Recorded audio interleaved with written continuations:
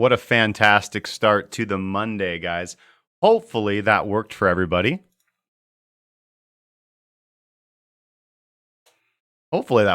Sorry about that. It seems like I had the stream key plugged in wrong. So hopefully we got that all fixed up now. All right, guys. Thank you so much for joining me for another exciting edition of Breaking Bitcoin Market Update. Of course, today is Monday, May 20th, 2019, foul year of our Lord.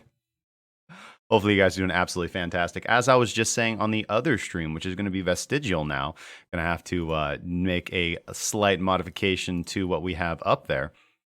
Let's see, we get stream labels up. All right, there we go. Give you guys a few minutes to get in, make sure everything's working well. Obviously having a nice movement down from the morning hours here on Bitcoin, about a $500 drop since the candle close of last night. Nothing to do as far as we're concerned. Hopefully you guys are doing good. Let me know in the chat if you're doing well wherever you happen to be tuning in from. Sure that everything's working good over here. All right, there we go. All right, cool. That's working good.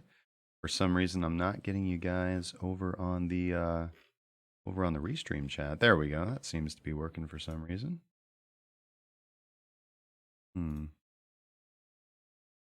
Let's see if Twitch is coming in. All right. Gico2K, Mike Weston 2, Crypto Meister. Good to see you guys. Good to see you. So good. Twitch is working.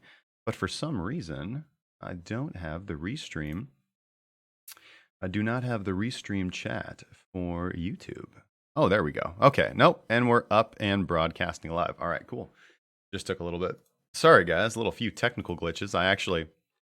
So last night we were doing a private session for the premium subscribers, looking at PTP, looking at the new Minx indicator, just talking about the trades that we put on last week.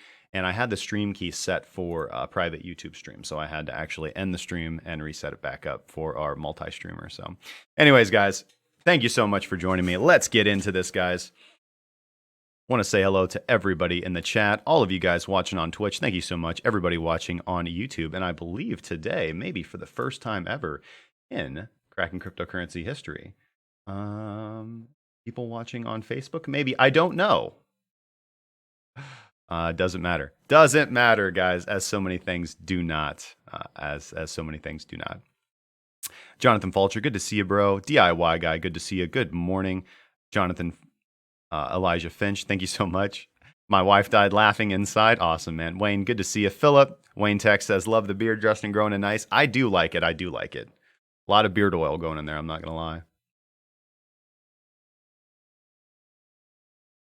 All right. Can you look at Monero later during requests? Yeah, of course, man. Let's throw that on when we get over there. Okay. Everybody see me? Everybody's good? Sorry, just making sure after some technical difficulties. All right. So let's get into what we want to talk about, man. Obviously, there's a lot of interesting news coming out this morning. You guys know that we don't really care about news. Why? Because they're nothing to trade off of, you know? They're nothing that we want to trade off of. But there is some pretty interesting stuff, especially this blockchain-powered IPO platform to list its first company. Basically, they're going to create a blockchain-powered exchange that you guys can trade off of. So basically a DEX that's also an IPO, so STO type backed. And you're going to be able to trade regular stocks with cryptocurrency, apparently, from what I understand. This is going to be called Sprinkle Exchange. It's going to be using the Ethereum blockchain for settlement and clearing. So pretty interesting. Obviously, the Swiss 6 stock exchange is also planning on launching a blockchain-powered digital exchange as well, and that's going to be done by R3's Core Enterprise platform. So, shout out to Zerp over there holding it down. I need to buy a rumor. Any rumors? No, not quite, guys. So here's what we'll do, guys. We're going to go ahead and get over into the main charts. Let's do this. And we'll break down Bitcoin. We'll look at whatever you guys want to do. And we'll do the rest. So here we are on the live stream looking at Bitcoin. And honestly, there's not a whole lot to do, guys. Honestly, our system has really kept us out of a lot of this chop. Again, when we're firing, all cylinders are bullish right now, but we're not firing on all cylinders, meaning we don't have a strong signal.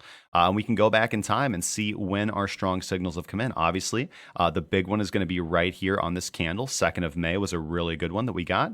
And basically, that told us to be long on the market ever since, to be quite honest. Getting some taking profit here and taking profit here. Pulling back to our daily baseline, having a very strong reaction after that. Again, we were live covering that the other day. If we go down to the 4-hour chart, we can actually see the last trade that we took off of that because it was on this candle that we were actually, it was actually this candle that we got confirmed on the 4-hour to go. And we did take that long, ended up taking profits on this candle right here. We were live during the stream, ended up last night being able to take our first take profit one on this candle. But the rest of our position stopped out at break even. And I'm glad that it did. I actually stopped out on this candle. And again, a lot of people were saying, man, we should, well, not people in our group because they know how we do things. But a lot of people would have been inclined to say, hey, man, this pulled back. Let's buy the dip. But that would not have been a good move because you had 16 more hours of drawdown and pullback. So now what do we have to do? We have to wait. We have to wait. We have to be patient until we're told to be in another trade. Honestly, though, right now, things are going quite well. Still sitting in Bitcoin. No stable coins for us, sir. No, no, no, no, no. And no shorting. No shorting. So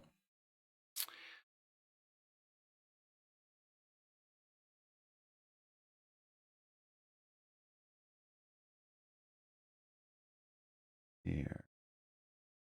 I hear BitConnect might be a good buy. Yeah, man, it's pretty cheap, dude. Better buy it up.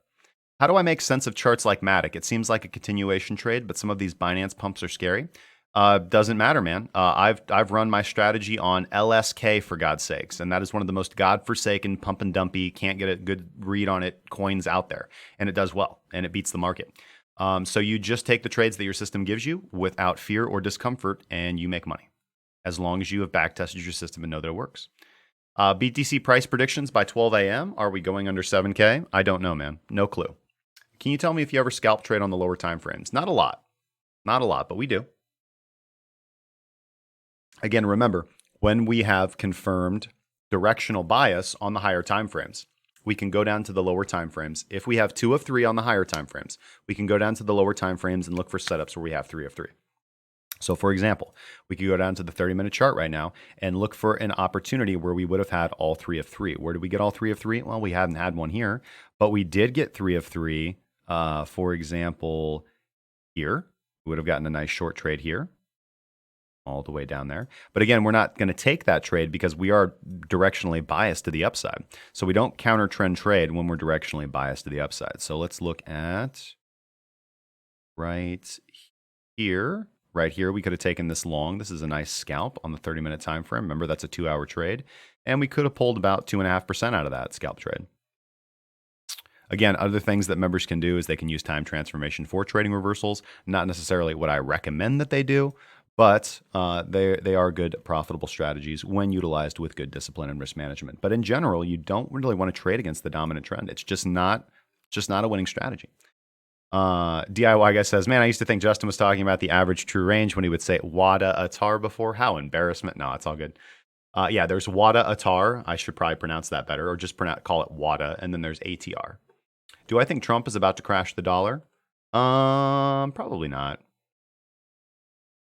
I don't think it would be Trump crashing the dollar. It would be kind of all levels of confluence that have led up to this point in time.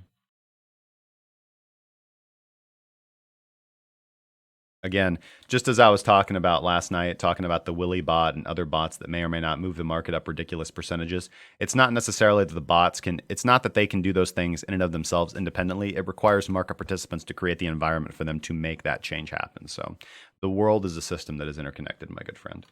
XMR USD, we will check out. Let me put that on the schedule there. No. BitConnect need more confluence on multiple time frames, right? Correct. Seth MO says, I feel that I'm always a perma bear. I always want to counter trend short. Yeah, it's very difficult to get out of that bearish mode where honestly for a long period of time, let's go to the daily, for a very long period of time, that was very profitable. And why? Because we were in a bearish trend, right? So generally when you're in a bearish trend, you're looking for corrections to take the short. But now that we are in a bullish trend, it has been very difficult for people to get that concept out of their head. Like, we should not be looking to short tops. We should be looking to buy pullbacks because we are in a bullish trend. Devin Salmon, thank you so much for the $2 subscription. Thank you so much for the $2 super chat, my good friend. Thank you so much. Thank you for joining the chat, man. You didn't even ask a question. Appreciate it. So yeah, it's been very cognitively dissonant for individuals to really get themselves out of that mindset that I have to always be looking for the counter trend short. And again, I think that's because of the education out there, a lot of the influencers in the space who don't really know what they're talking about. They really just discovered that you could short on BitMEX around November, and then they missed the November short, didn't short. Then they tried to short all of this, which again, we did too. But we took trades in multiple positions. Again, you guys will recall we took longs through here. We were live when we did that. We took longs through here. We took this short. We were short on this movement here. And then we moved. The last really bad trade that we had as a group was we tried to trade to counter trend trade this reversal. Ended up getting stopped at around the $4,300 area. But again, keep in mind that at that time, at the very end of March, we had moved into BTC insofar as moving out of fiat, right, and moving out of stablecoins. So although we took a ding on the trade overall, and this was just what one of our members was saying this morning, ever since joining us, just knowing to be sitting in BTC has allowed him to capture all of this, right?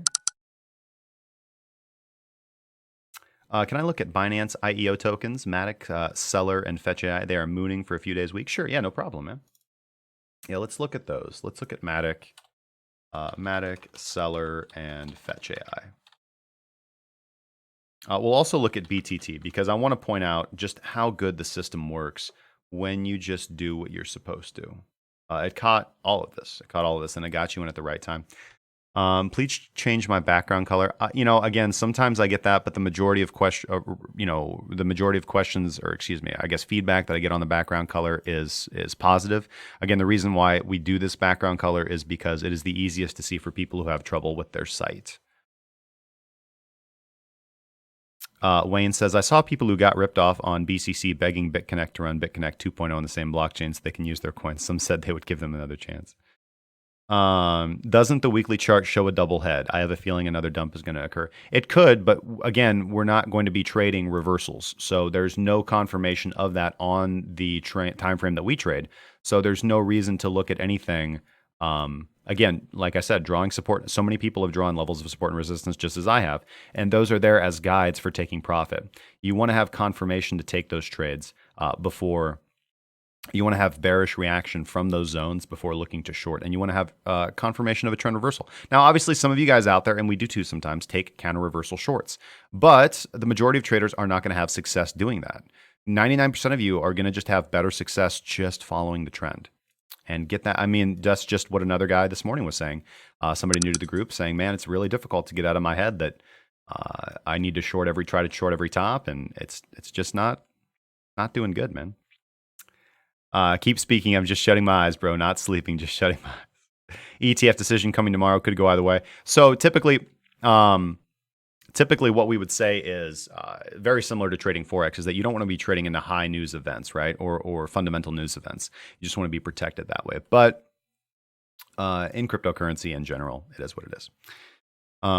Makes me want to keep my beard. Was thinking of shaving Gico. Awesome, man. No notifications from Facebook. Here that is. Yeah, I don't know. Scott was kind of messing around with it.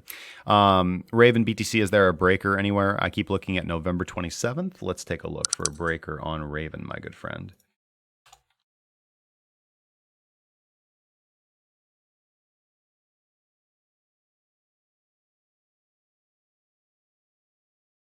Slide that on over a little bit.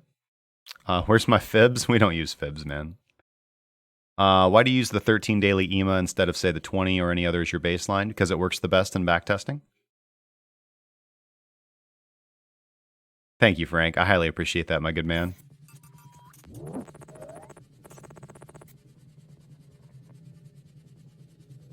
Devin Salmon, thank you so much for another $2, my good friend. And Zerp Ooze, man. Jarek Rezio says, Justin, been a while since I tuned in. I seem very mellow. Have the stars aligned? I'm always mellow, man. When you have a profitable strategy, you never have to be worried. It doesn't really matter which way the market moves. We'll be able to make money. But yeah, man, I'm in a good mood this morning. I've been up since 7. Actually getting up about a half hour later than I normally do. Spending some time with my daughter, getting my morning scan in. No new positions to put on this morning. And just kind of watching the 2 open positions that I do have. Zerp oozed. So we'll check out Zerp oozed, not a problem. Spent some time with the guys in the premium VIP voice chat this morning. That was a good time. And we were in that VIP voice chat for like, I want to say 2 or 3 hours last night. And that was really good. I think that was one of the best sessions that we've had, breaking down PTP and what everybody really needs to be looking for. Okay, so we've talked about Bitcoin. Let's go through the time frames, guys. So here on the daily, we don't have any signal to do anything. Obviously, we took that 4-hour trade because the 4-hour was generating a signal, but there's nothing to do right now. The daily is still not giving us a strong signal. It's just continuing to curl down toward the zero line right here. Wadatar is keeping us out of anything on the daily right here. And although the daily candle yesterday was impressive, the daily candle close was impressive yesterday, didn't actually tell us to bite when the daily candle closed, which is good. It kept us out of that 4-day trade, which is good. Obviously, as I talked about, the 12-hour did generate. Let's look here. On the 7 o'clock a.m. 12-hour did generate a signal on the 12 a.m. chart because we do have 3 out of 3 here on the 12-hour chart, not the 12 a.m. chart. But at 7 o'clock in the morning, you would have gotten a signal to go long. It's not working out the best. Let's see if your stop would have been hit on that 12-hour trade. This is kind of the one we were talking about yesterday. 74.75. No, you haven't had your stop hit yet. Not even on that wick, which is really what's powerful about using Quadriga. So let's see how that one turns out. Remember, that's going to be a 2-day trade. So you've had 1, 2, you've got 4 more candles, which would be the expected length of this. So let's see if we get a nice little resurgence up here to do a break even or a potential profit on that trade. Not something that we took as a group, but again, you take the signals that your system gives you, and over time, you make money. Nothing going on in the 8-hour. On the 6-hour, we have nothing either. Neither on the 4-hour or the 3 or the 1. The 1, we're close to getting a signal here, maybe soon. But WADA, again, is not confirming anything. Looking down at intraday charts, 30, nothing. 15, nothing. 15 would have had you taking a trade right here. 1, 2, 3, 4. That's where we would take a little bit of profit, and then you actually get quite a nice potential again. If we load up Quadriga for this, I'm sure that this is a good winner in most respects. You do have a potential profit opportunity of, come on now, about 1%, which is not a bad intraday scalp. And the 30 gave us a signal to go long here. Nope, no, sorry. No, we did not. Nope, did not confirm. So nothing to really do, man. I mean, the last... this has really just been a time to relax and stay out of the market, honestly, for us. We took that 4-hour trade. That was a profitable trade. We made a good profit on that. But, we're not really rushing headlong into do anything until we just get this strategy to go. Let's see here. Stephen Hyatt says, I fell asleep. CBN5 says, also, we shouldn't forget how the concept of resistance wasn't working at all during the uptrend. How everybody trying to short the potential top around 6,000 got stopped out. You are absolutely right. Da Vinci, good morning to you, brother. BCH asks Camilo Estrada. Yeah, we'll try out BCH. I'm going to default to USDT unless otherwise specified. Bobby, hello from the UK, man. What's going on? Donnie Don says, any thoughts on going short on Bitcoin now, say around 7650? Seems we are not going beyond 7900-ish today. More of a scalp than a trending short. No, I'm not. I won't be recommending or putting on any shorts as long as we're above the daily baseline. It's quite simple. So no, man.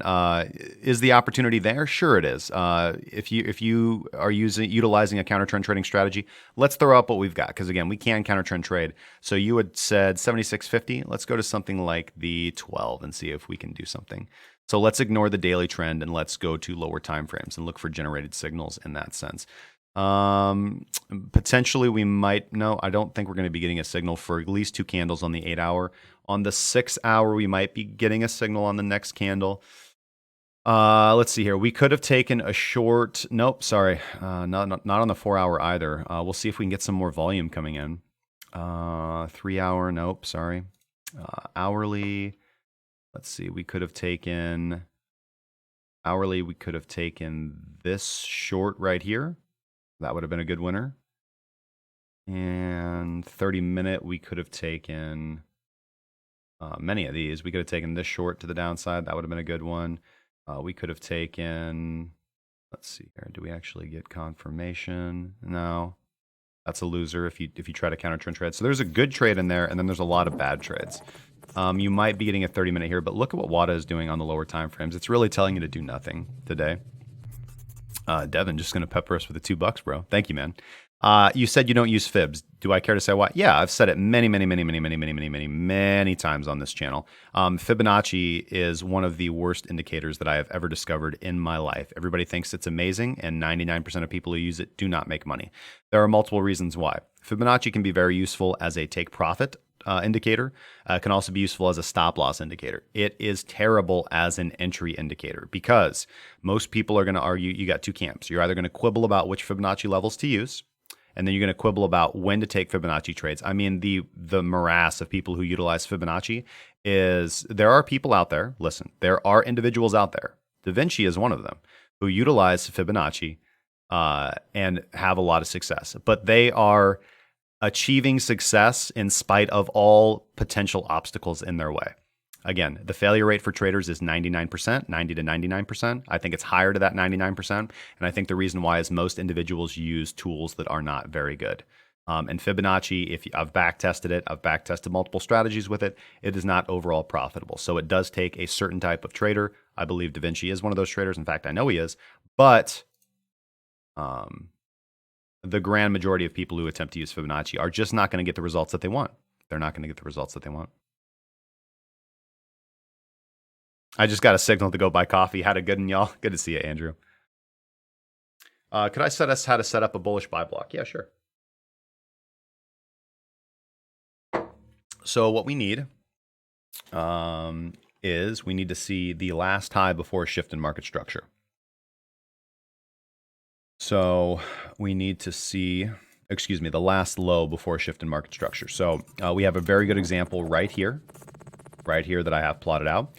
We have the last low as we are experiencing, what is the market structure right here? Bobby Radomir, thank you so much, my good friend, for the $2. Much appreciated, man. Thank you for the question. I'm always happy to talk about Fibonacci. Da Vinci says, awesome. My title for the Fib tutorial is going to be how to trade Fibonacci the right way. Awesome, man. Do I have a video on how to do back testing? Not yet. It's going to be part of the course that's getting rolled out. So we're focusing on the first, we've got the first module for the course out. That's live. The second module is going to go over all the individual components one by one that needs to go into the strategy. And then we do testing. But again, everybody that was in the voice chat last night knows what to do, but the video isn't out yet. So it's not like a secret. We tell you what to do, but if you guys want the detailed tutorial walkthrough that you can always reference and look at, that's going to come out over time. My main project this week is Fibs work, time proven over decades. Yeah, they tend to work in hindsight. You're absolutely right. They don't work for the traders who utilize them 9 out of 10 times. Most traders who use Fibs lose money overall, right? I mean, this is pretty verifiable. And again, if you're making money using Fibonacci, it's not that I think you're dumb. In fact, I applaud you because, again, you are making money in the market using a tool that is kind of set up for you to fail.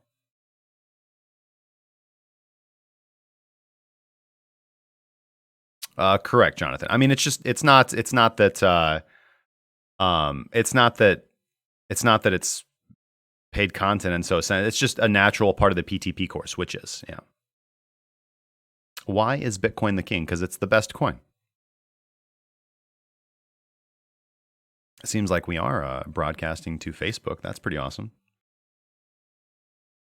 So let's see here. Anyways, so here's an example of a bullish order block, right? So here's a bullish order block. A bullish order block becomes a bearish breaker. So let's talk about bearish breakers first, or a bearish sell block.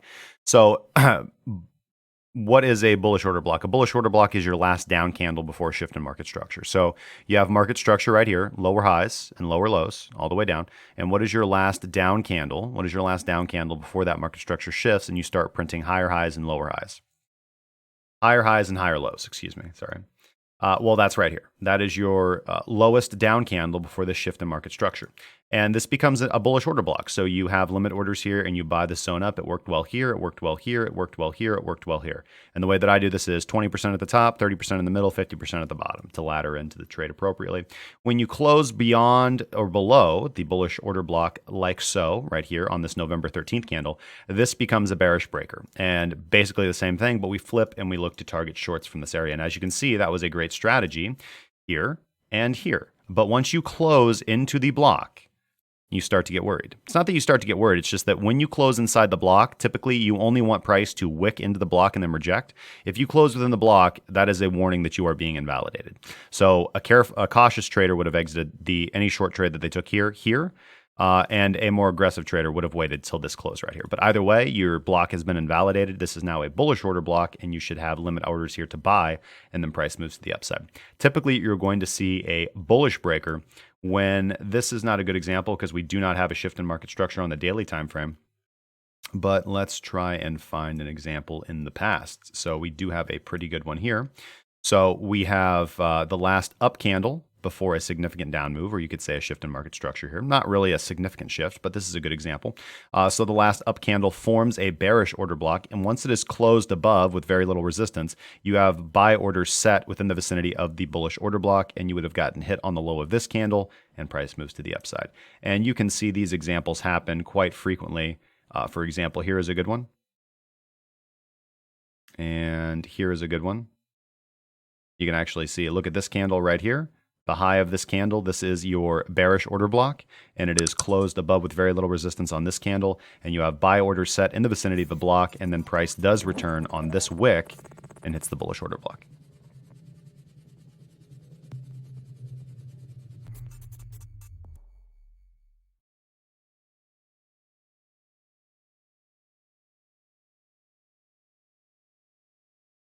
We're on Facebook Live and D-Live today. Booyah. Hell yeah, baby.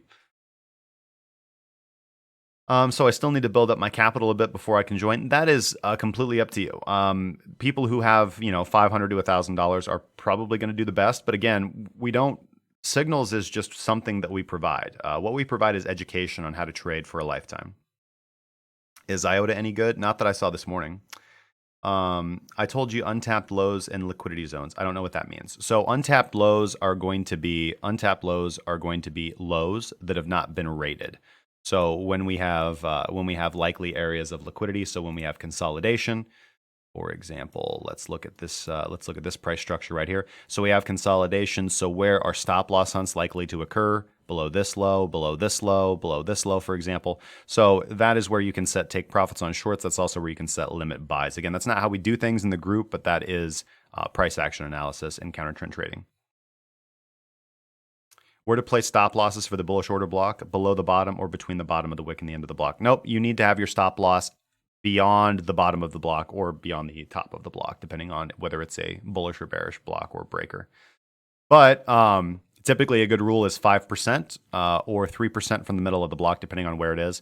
But in general, you want to pick a good logical area based on technical analysis. So say, for example, with this block right here, this area right here or this area right here would be a logical place, because we're not going to mix liquidity grabs and breakers, right? Breakers are supposed to be the stopping point. If you go beyond the breaker, your breaker's been invalidated 9 times out of 10.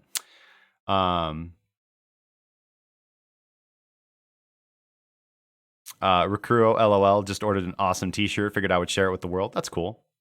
You should check out the t-shirts we got at krakencryptocurrency.merge.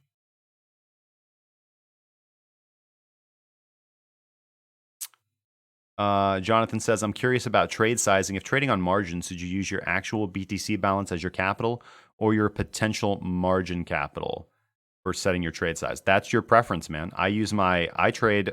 So whatever my trading account is, that is my capital, right? And I don't have all my capital on one exchange, but that's the number that I use. And then I use leverage to be able to assume that position without having to have all that capital on an exchange.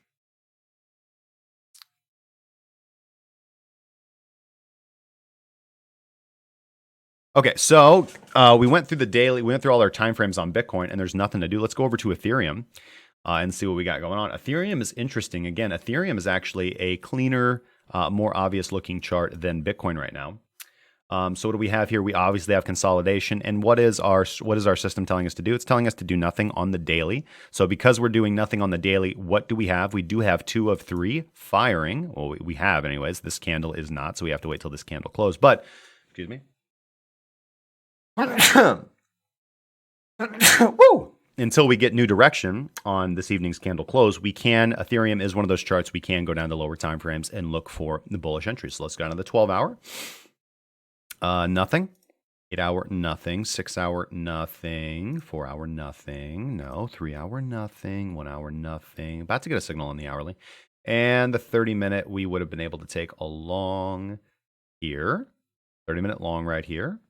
See how much profit potential we had on that movement. About 0.5%. Let's see if that would have been a winner or a loser right here. 251. Candle, 251.81. No, that's a break even. That's a break even or a small loss right here. Yep, so that's about a 0.63% loss. So yeah, nothing really happening here on Ethereum. If we look at the last signal that we got, though, let's take a gander.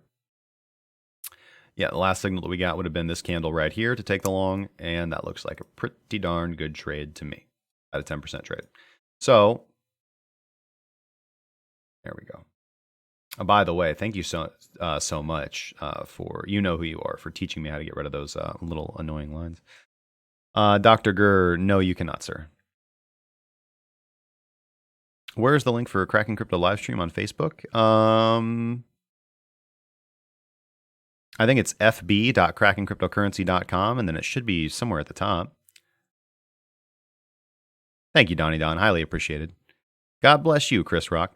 When price is moving towards your stop after filling all orders, is it a good idea to add to your position and add the same amount to stop loss as risk is minimum? No, it is not. That is not a minimum risk. Anytime you add to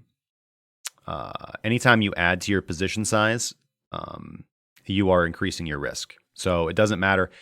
Risk is not lower because price is cheaper, right? In fact, the cheaper price gets, if you're looking to go long, it becomes more dangerous because price is telling you what it wants to do, right? If price is moving down, price is likely telling you that it wants to move down. If people who trade reversals try to predict, like, no, the market's wrong. Devin Salmon says, trade M41, take profits. How did I come to those? Let's go to results, current results.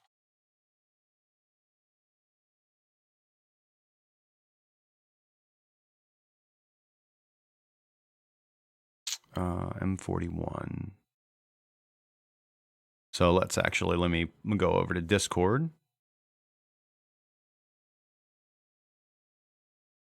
Excuse me.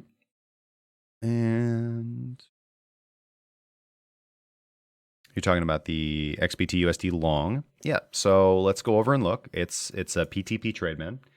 Let's go over and look at XBT USD on the 4-hour chart. We go to the 4-hour chart. Okay. And when was our signal generated? On this candle close. So let's go to what Rodrigo said at that point in time. And we can see that on the 4-hour chart, what's our first take profit? 82.74, 85.99, 89.24. Okay. The numbers were a little bit different on the ByBit Exchange. So that's why the values were different, because I put that trade on ByBit. And that's why, if you guys will recall from the live stream last night, the guys who were trading on BitMEX hit their take profits first, because their take profit would have been at 82.74, whereas ours was at 82.82 on ByBit. So it took us a little bit longer. In fact, price went up to like 82.80 and then started pulling back. And I was like, oh, great. All right. I should have been, but I had this trade on BitMEX. But again, I never think like that because BitMEX is terrible to trade XBT on. So the guys who are still trading on BitMEX, that's fine. But ByBit's much better. So that's how, man. It's very simple. Just it's a PTP, which everybody in the group is learning how to do. I will reload, sir. Don't give me that. I thought you were talking about the short.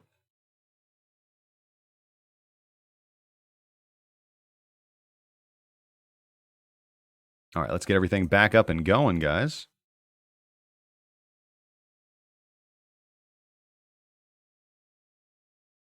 The distance to your stop is minimum, so risk is low. I mean, right? I understand what you're saying, and I'm telling you that that's incorrect. I'm telling you that you are adding more money to the trade, so when your stop loss gets hit, you're still losing money on more money, right? So you're still losing more money, and then if you wouldn't add to the trade. Does anyone know how to remove alerts off TradingView? Can't find it anywhere on the app or the web. So yeah, you just go open your alerts tab. It's the second icon down on the right-hand side, and you go find your alert, and you just delete it by hitting the X button over here.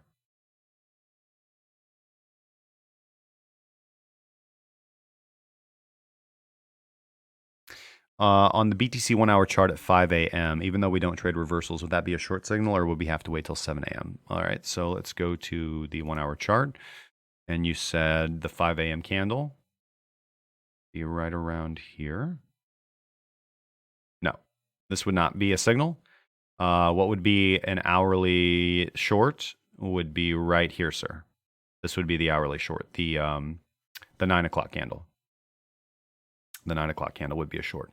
Likely stops you out, and then you get a re-entry short right here. I'm not sure if our stop loss gets hit or not on that candle. Let's actually take a look.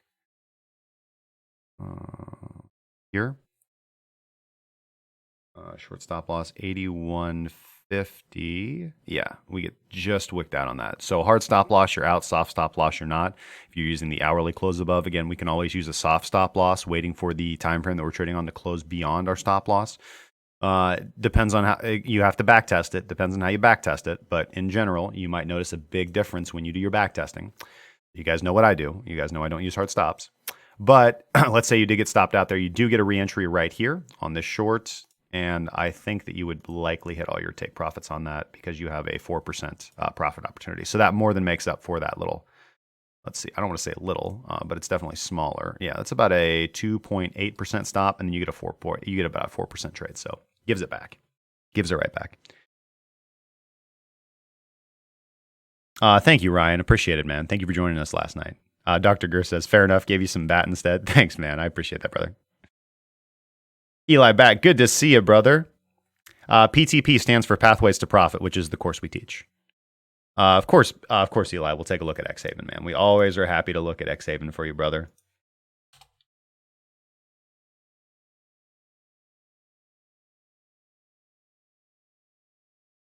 Can I demo a PHP terminal bar? Like, are you asking me to demo something you've made? Because I don't know PHP. Do I trade with 3x leverage? No. I mean, I will if that's what the trade calls for. Your leverage should be dynamic. The position size is what matters. You adjust your leverage to take on the right position size. How do you set a soft stop? You don't. You set an alert, and then if the time frame that you're trading closes beyond your stop loss level, that's when you exit the trade.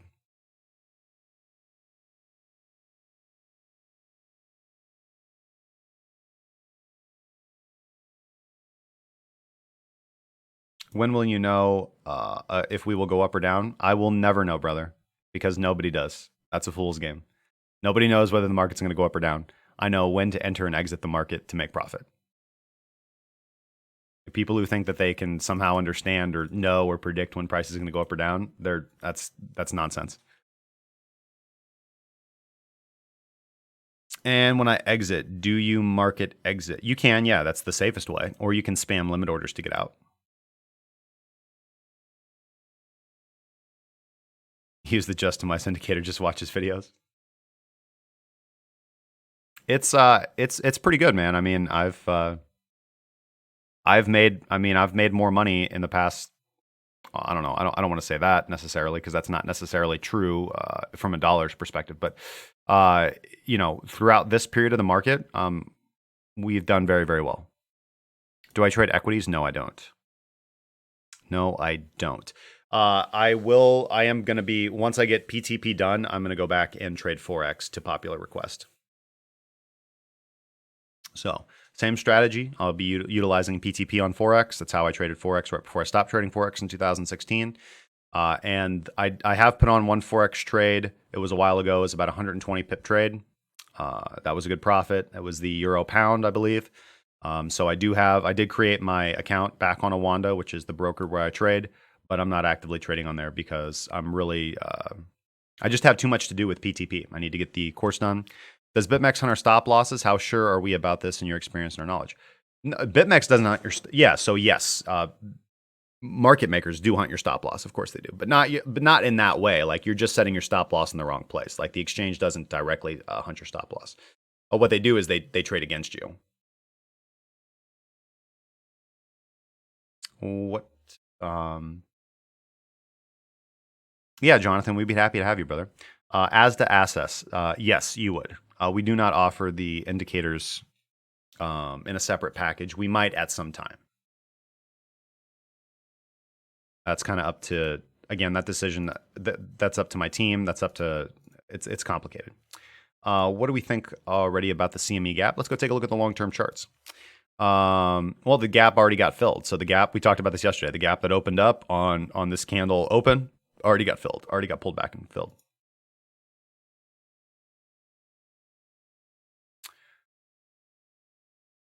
Okay. So Devin, the reason why I told you that I thought, or the reason why I told you untapped lows is because I thought you were referring to the short trade that we took on XBT. When I realized that you were talking about the long trade that we took, I corrected myself. So for M41, I did not use untapped lows or untapped highs or price action or any of that. For M41, that was a pathways to profit style setup trade. I utilized Quadriga. So what I'm telling you is that I misspoke in our DM because I was confused about what trade you were referencing. So now that I know you were talking about the long trade, now I can tell you the correct answer, which is Quadriga and PTP. Any thoughts on the LTC halving? Is it priced in or is there room to grow? Well, typically, the year leading up to a halving, price goes up. So, but again, doesn't matter. The chart will tell you when to go long. The chart will tell you when to go short. And right now, everything's pretty bullish. Not on Litecoin in particular today, though. No signal to do anything on Litecoin. Because we did our evening scan last night. There wasn't really anything to do. BTC CME futures already filled the gap. Nothing to do. This is not, well, we've got 2 of 3, so we can go down to any lower time frame and look for a potential long opportunity on CME. And for those of you who view CME as a leading indicator, but again, we don't have any cylinders firing on 8. We only have 2 of 3 on 8. Oh, we have to wait till the 8-hour close actually to have that 2 of 3. 6, we have 2 of 3 on this candle close. 4-hour, we only have 2 of 3. 3-hour, WADA is telling us to stay out and do nothing. On the hourly, we don't have no trade, and we don't have no trade. We do not have a trade. And on the 30-minute chart, we don't have a trade either. LTC going to 175, says K7 Jixer. It might, yes. What did I believe yesterday? So let's go look at LTC USDT.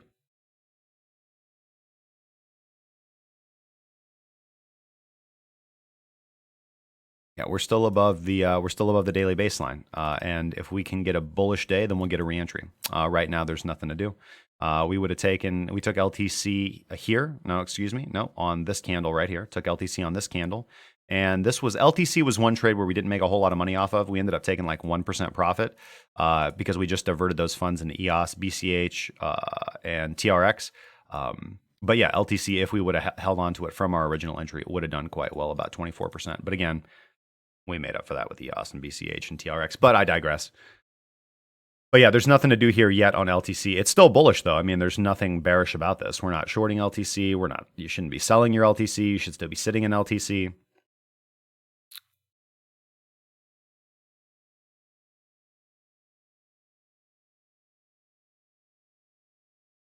How can market makers know where we set our stops? Does BitMEX share it with them?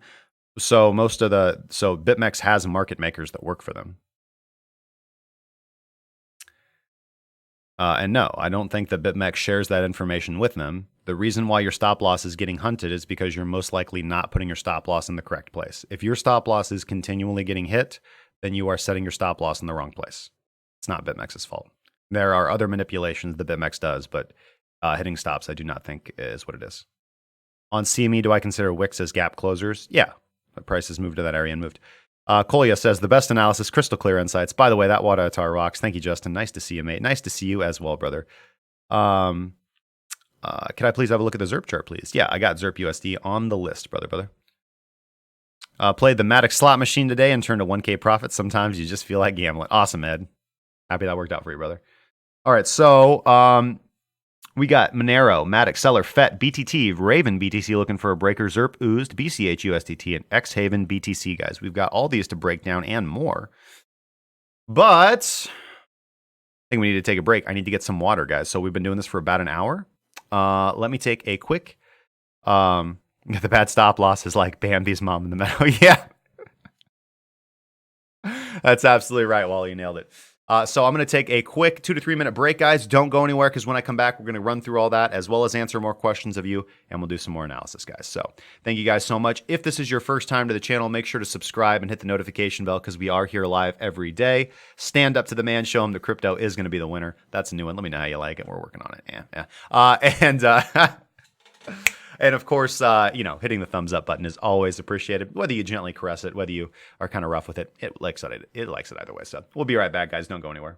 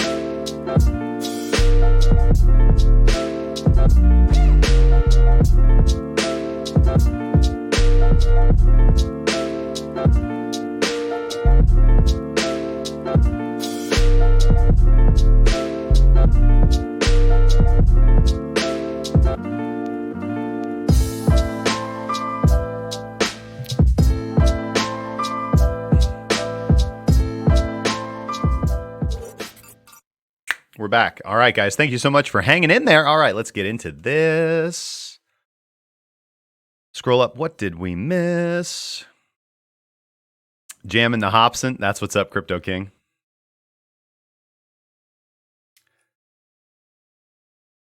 Excuse me. Dank Weed says Matic next bull run minimum of $4. Awesome, awesome, awesome. Crypto Daddies, 30% retrace or keep boosting. So we do not try to predict price here. That's not what we do. But what we do is, I will say, insofar as that goes, I want to talk about something that I mentioned last night on the stream and that I do want to cover. So listen, guys, let's look at what my qualifications for a bull market are, and they are right here. So what signaled the bull market last time? I've been very consistent about this. This is actually the BitMEX chart. So sorry, let's pull up in the Bitstamp chart is what we want. And we'll go to the weekly chart because I think the weekly is what confirms a true bull market. And I'm actually pretty excited about this. You probably can't see it on my face, but this is my excited face. So last night we had the weekly close, and what happened? We had a 1355 exponential moving average crossover, and this has not happened to us since back in 2015. And what happened here? The bull market began. Now, I am not arrogant or stupid enough to say, yeah, the bull market's absolutely in, no doubt, blah, blah, blah. So because what happened last time that we had the 15 MA crossover was, let's go back in the Wayback Machine, and let's actually look at what happened. Bing, logarithmic chart. Thank you so much. Here we have the MA crossover confirmed on this candle, which was a strong, bullish, nearly unshaven candle. And we had 1, 2, 3 more weeks of upside, a week of drawdown, 2 more weeks of just, this is just consolidation, and then a pretty big move down, 15% move to the downside, and we hold the MA overall. We do close below it on this one weekly candle, so this basically led to a month of downside, right? A month of downside following 3 more weeks of continued bullishness, and then we reclaim the MA, and then it's just off to the races since then, just da-da-dun. And then, we obviously topped in December of 2017, and then it was like, and this is just a regular market cycle. So what we would expect from this is one of two things. Either a pullback to the weekly MA to confirm the market is in, because you can see that we have drastically moved farther beyond our weekly baseline than we did, 60% beyond our weekly baseline than we did back here in 2015. Because when that actual MA across occurred, we really weren't that far away from our weekly baseline. So we were consolidating above the weekly baseline, which is another, I think, a better sign when you are consolidating above a good signal like that. Now, in this example, we do seem quite overbought in the sense that we have moved drastically farther. In fact, we do have a weekly sell signal printing on this weekly candle, as we can see right now. Of course, the weekly just opened. We cannot make any decisions about this. And in the larger scheme of things, none of this really matters into our trading strategy because we are predicated on the daily, because the daily is going to let us know much earlier when to be taking that trade to the downside and when to be re-entering into the trade to the upside.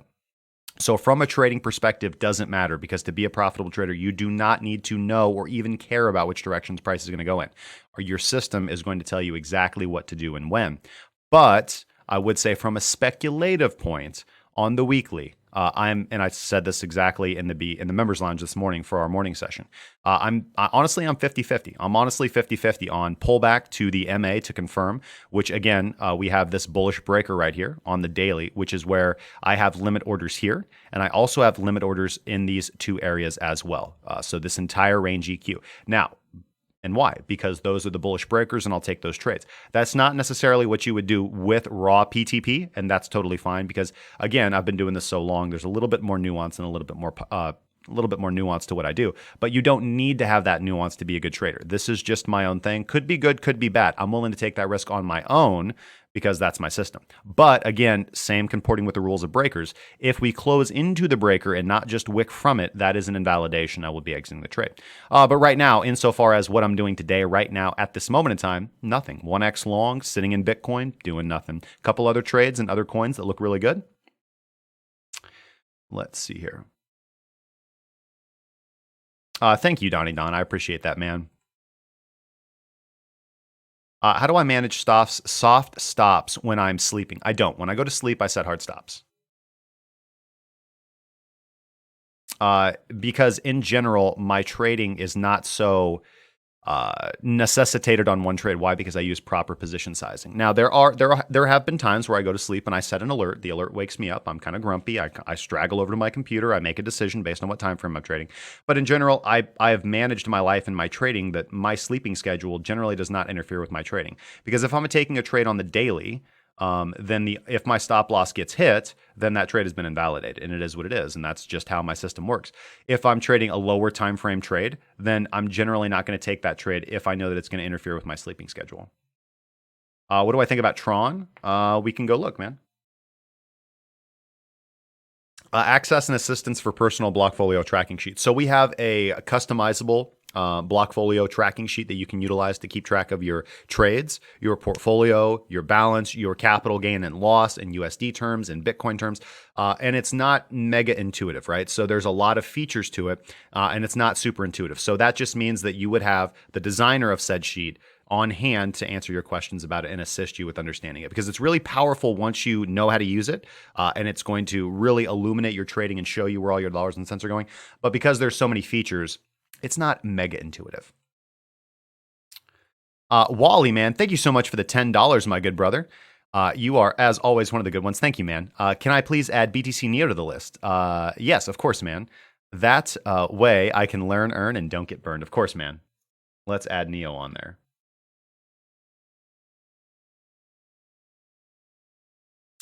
Calvin, actually, the credit for that song, that's Ryan Little West Coast. It's down in the description below. What is more optimal, using Quadriga or using ATR from your actual entry? Well, you use So here's the thing, man. Pull open your data window, and if you just hover over the candle where your signal was generated, Quadriga will give you those values. So you don't need to use from your entry. You should be using Quadriga from the candle close where the signal was generated.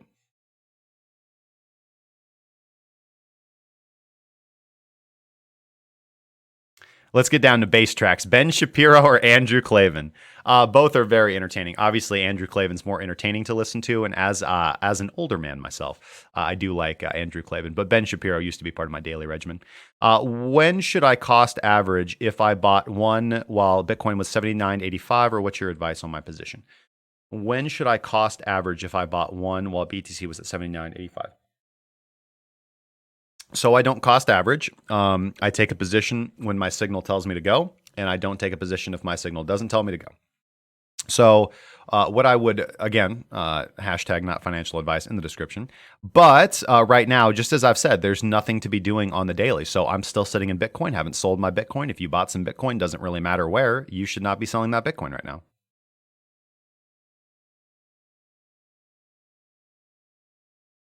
Hey, Justin, do I ever and under what circumstances would I go 1x short to hedge and stay with fixed USD value? Yeah, great question.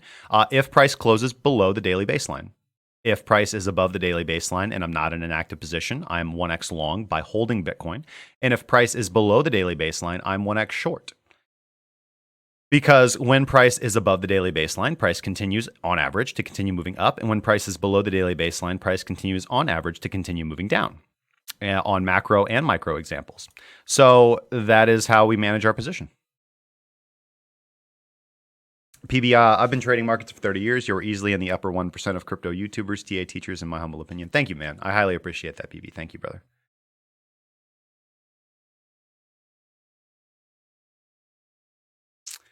There is a debate among the moonshot crowd as to what will break out first towards all-time highs. In my opinion, or educated guess, what would break out first? The marijuana sector, crypto, or gold and silver? Crypto. But seeing as they legalized psilocybin in Denver, I'd say, hey, keep your eye on that psilocybin sector as well. All are pretty hot sectors, man. But again, we don't do sector analysis either. We look at the daily, and the daily tells us exactly what to do. BTT, a couple requests for BTT. Great. We'll put BTT on there, and let's get to the request, guys. All right, so we're going to slide on over to main. Oh, this is USDT, sorry. So let's slide up on out of that. And let's get over here to main diversified. Here we go. Great. All right, let's start off with Neo BTC for Wally. Gotcha, brother. Daily. Daily looks really, really good, man. Let's see here. We couldn't have taken this signal right here, and this daily close is going to be giving us a signal. So let's look for... Yeah, and every time we've gotten good... Neo is just one of my favorites to trade, man. We took that Neo USDT trade last week, and we got... I don't even remember, but it was a juicy trade. Slide down, slide down. Yeah, this was my 19.84% on the USDT pair. It was one of my favorite trades that we put on last week. And Neo BTC looks like it wants to go as well. This actually looks quite constructive, man. For me, I have to wait for the daily to close. And if the daily closes, we're going to be looking at, in the interim, let's just take current values. Not 170, not 182, not 194. So let's throw those visual examples up here, man. Nope. And we want HHH. 17, not 17.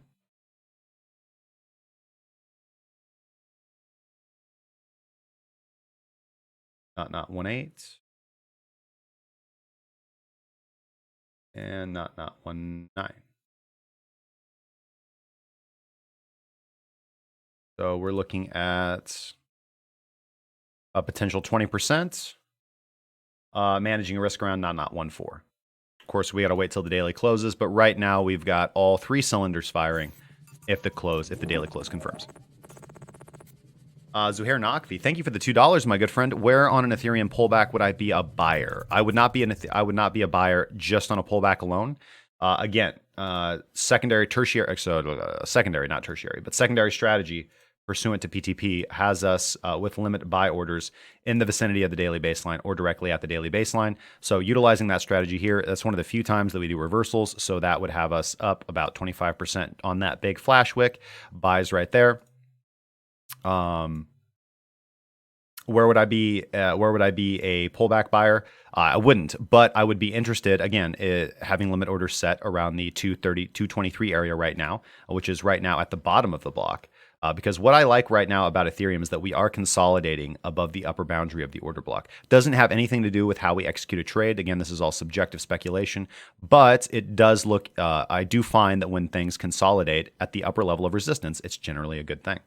So we have broken above the daily order block, or excuse me, this bullish order block, this bullish breaker now, actually, excuse me, we wicked down strongly within it. So this would have gotten us probably wrecked as far as the breaker went, but really good as far as the daily baseline went. I had another opportunity to buy in the breaker. Price shot up. Price is retesting the breaker with a higher low currently. We don't have any signal to initiate a trade at this point in time. Let's see here. The last HTF trade that we took on would have been right here on the 7th of May. We would have taken some profit here at 10% and here on the close of this candle at 44%. So nothing really to do here right now. No new signal, no new fresh signal.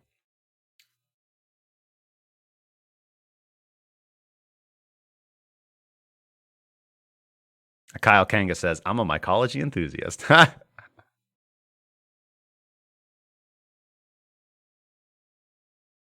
Yes. So ASDA. So Pathways to Profit is designed to teach you. And again, I know a lot of people say this, but this is just the reality of what we do. You can, again, everything we do is public, man.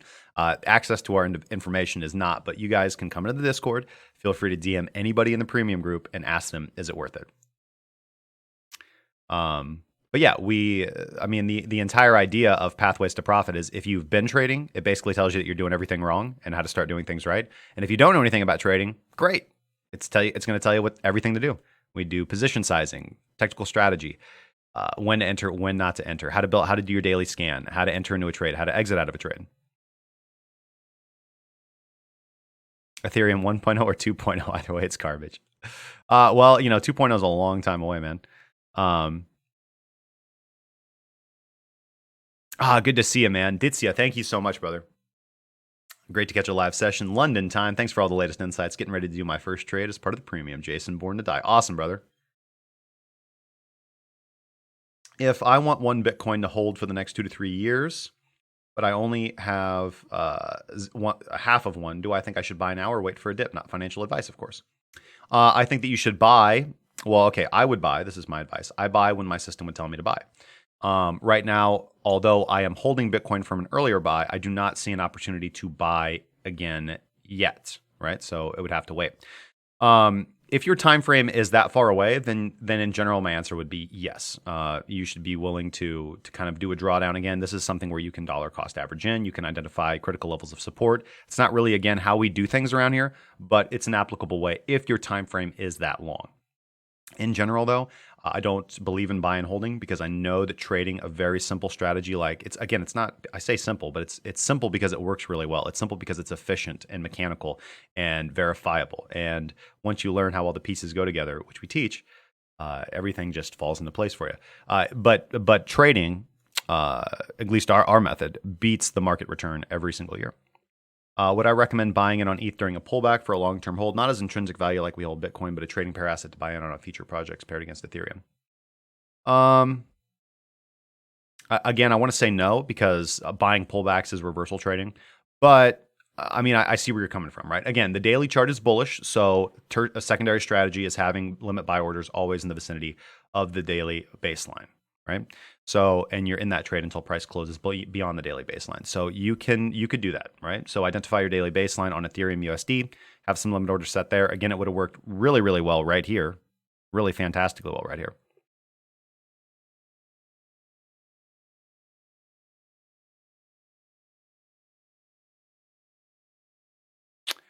Devin says, no, it's cool, man. Thank you for asking. This is what I'm here for.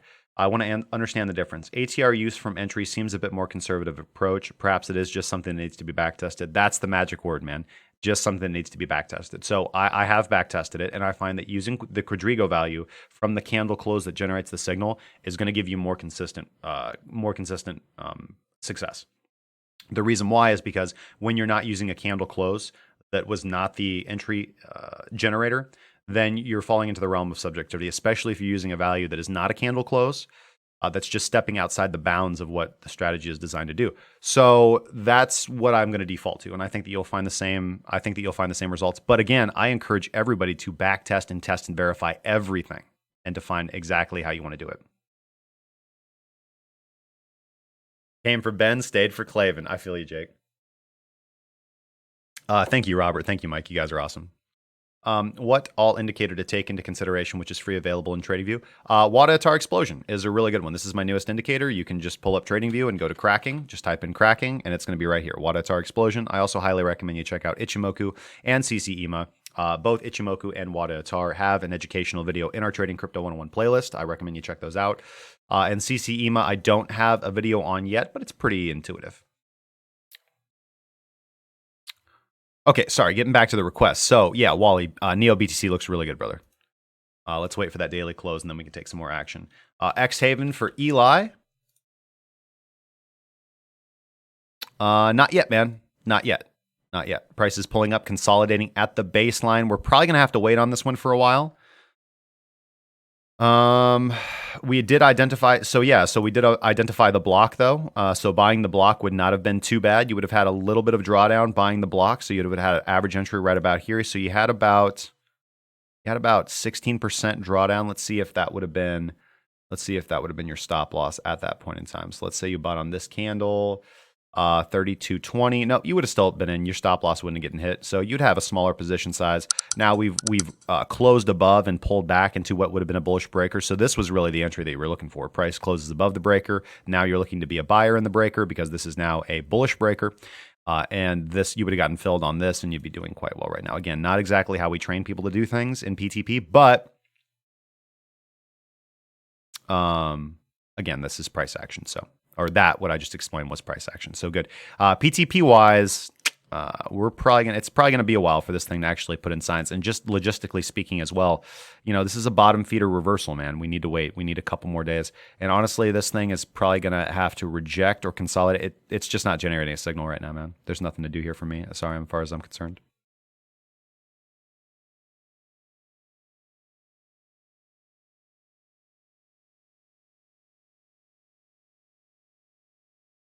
Yeah, Asda, I believe that's what he's referring to. Moving on from X Haven, let's go to the top of the list and go to Monero USD. Monero USD looks quite good. Monero USD has looked quite good for a while. Thank you so much for the follow on Twitch, my good friend Dim Peralian. Thank you so much. Welcome to the community, bro. or ma'am, whichever you may be. We don't judge around here. XMR USD has been looking quite good for quite a while. Let's get these old lines off of there because this doesn't matter right now. Let's go look at the last signal, which would have been, let's make sure, yep, right here on this candle. We would have been long on the 28th of March. I don't know about you, but that looks like a pretty gosh darn good trade. Out here, let's see, we're looking for re-entries. No, keeps us out here. And we are allowed to get back in here. And that looks like a good trade. Potentially we get stopped on that one, but we are allowed to get back in here to the long. So that's three really good trades. Three really good trades to the upside.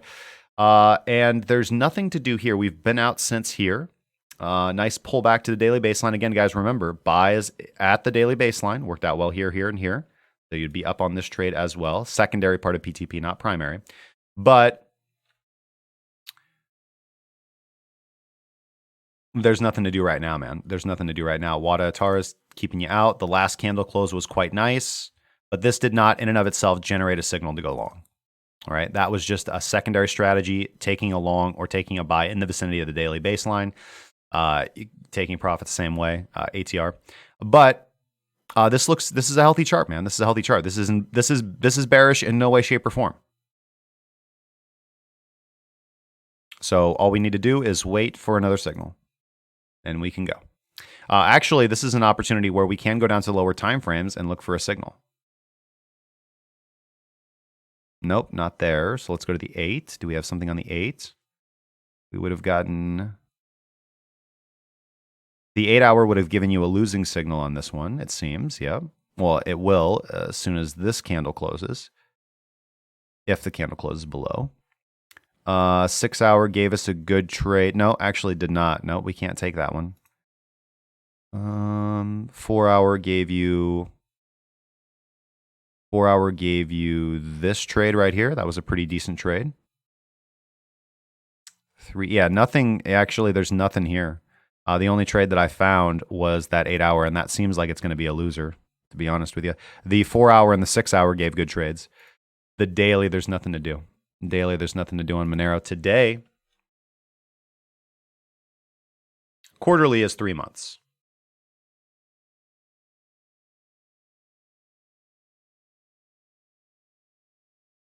XLM USD. Yeah, no problem, Owen. Throw that down here.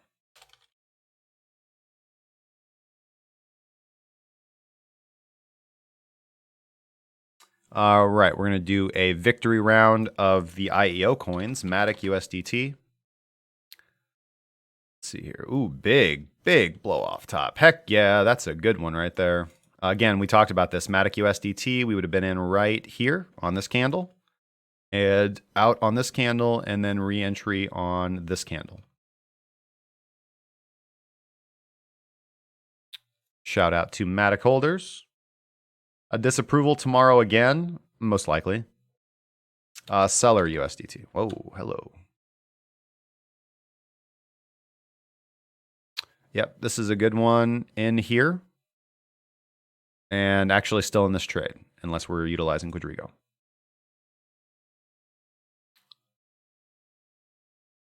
Nothing to do right now. Neither that seller. These are not entry points, guys. Neither on seller nor on Matic.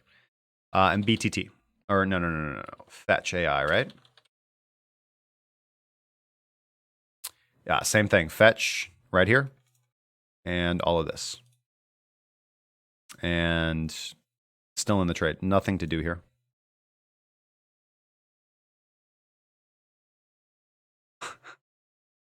Don't let... I'll tell you what, man. I'm so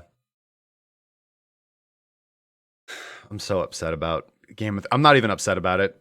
I've been telling you guys for a long time it was terrible, and I was fully validated last night. Amir, thank you so much. Could I please tell you about the best and safe and cheapest trading exchange? So again, some people aren't, for those of you who do want to margin trade, which I don't think is a huge leap and a bound, I recommend ByBit. ByBit is the exchange that I actively trade my XBT and Ethereum on, as well as my ZERP and my EOS. The link is in the description down below if you want to support the channel. I highly appreciate that. Otherwise, just check out ByBit. It's one of the best exchanges out there. Other than that, I do the majority of my trading on Binance as well. So ByBit and Deribit, and I also trade on BitMEX, but I don't trade XBT or Ethereum on BitMEX, except for the ETH H19, or excuse me, right now the ETH M19 contract. So I do trade altcoins on BitMEX. I still have a little bit of Bitcoin on Deribit. I still have a little bit of Ethereum on Deribit as well. But the majority of my trading has now moved over to ByBit and then Binance as always.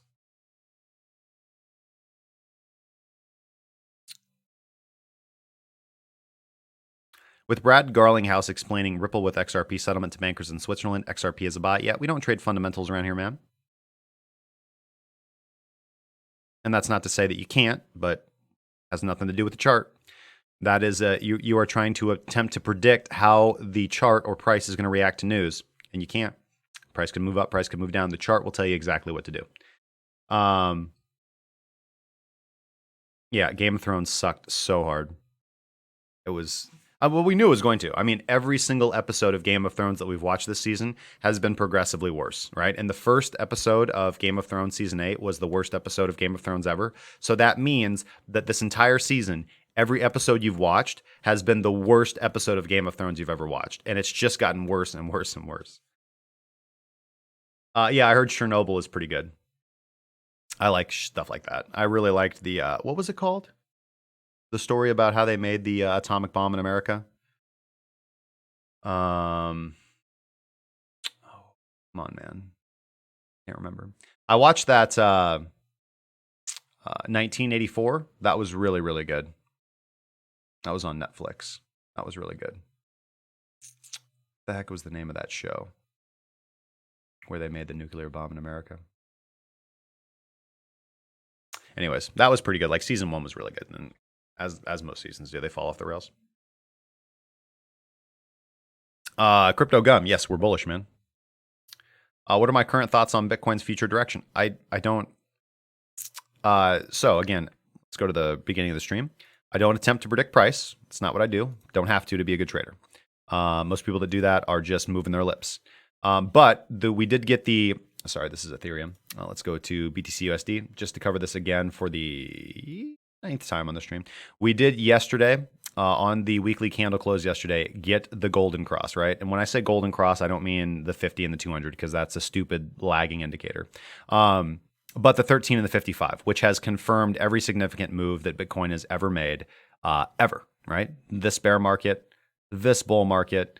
And it's a good signal because it gets you in when there's plenty of juice left in the trade, right? It gets you in when there's plenty of juice left in the trade. So right now, honestly, I'm 50-50 as to whether we get a pullback to hold the MA or whether we just continue moving up for another 3 to 4 weeks before the pullback and let the MA catch up. But either way, this to me, unless, barring something dramatically significant, this is confirmed and confirmed every bullish and bearish market that we've ever entered into.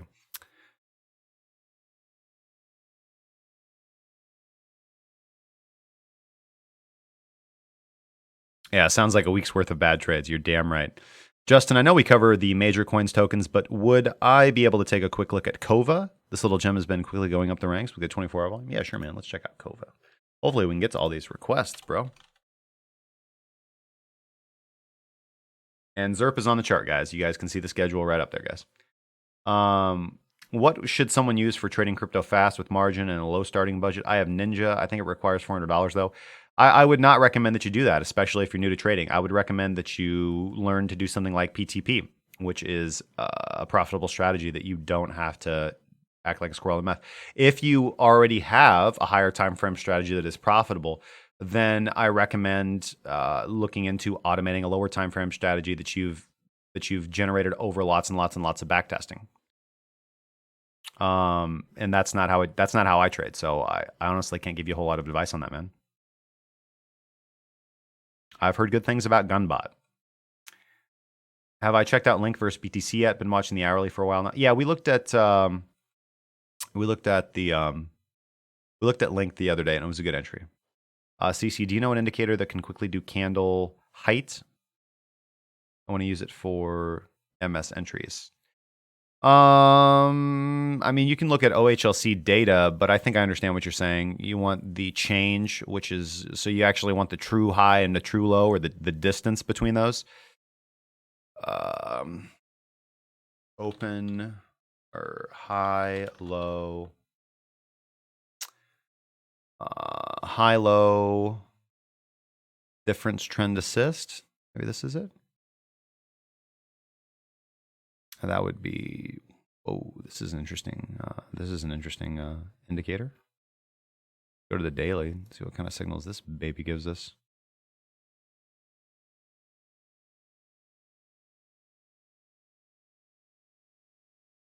Interesting. Looks like a pretty neat indicator.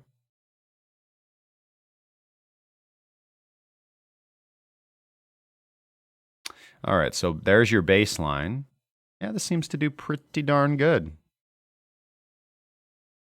Yeah, this does pretty darn good. No, I don't right off the top of my head. It'd be something pretty easy for me to write. Hit me up in the Discord. Maybe I can spit that out real quick. It would come up in the data window.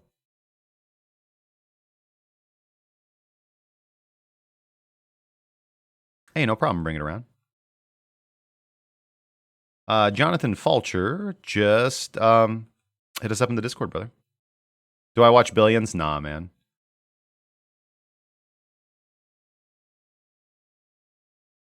The premium resources database consists of PDFs, books, coursework, webinars, videos, seminars, a lot of stuff. A lot of stuff that we've compiled over our years of trading. So is the bull market confirmed? It is. Can I recommend a good iOS app for chart reading analysis? Nah, I can't, man. Do we trade on Bitfinex? Absolutely not.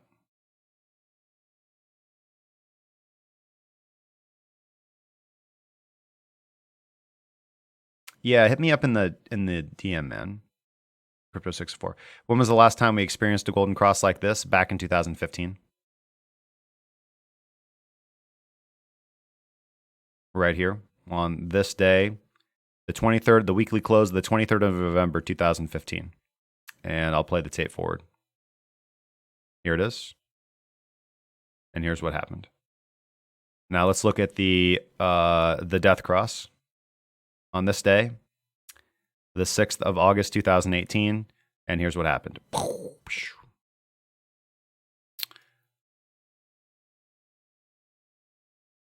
Manhattan. Yeah, you guys are right. Yeah, Manhattan. What's the negative views on Bitfinex? I've never traded on Bitfinex, and I don't necessarily approve of or like. Again, I have a video about this: the truth about Bitfinex and Tetherfed, explained by a professional trader. Again, I'm not. I don't try to predict the future, but I'm not sure about the shady business going on there. So I know a lot of people. Really have the iron exchanges back. I don't, because I've never traded on there, and I don't care about the people running the exchange. I don't care about Bitfinex. All I know is that they're tied up in some stuff that I don't want to be involved in. Yeah, this is a weekly chart.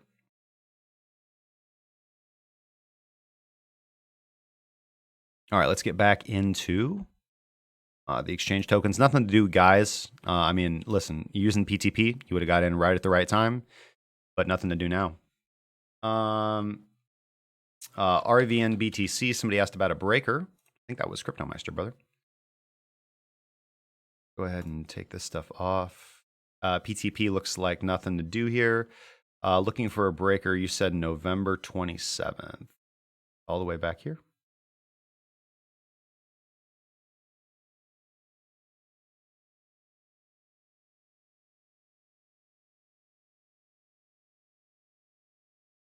Yeah, so this is a breaker. It's the last up candle. So this is a breaker right here. Okay. That's a breaker. So that's going to be resistance until it's broken through right here. We don't actually back test it whatsoever. And you can see that, yeah, this breaker. So this isn't a very good example because we don't actually come down into it, but you can see how that level then forms support. You could call this a breaker as well, or an order block, sorry. That's a big candle. You can see how it acts as support here. Close down through, broken through. Now we're just trading within it. I don't actually really like this OB because it's too long. It's too big.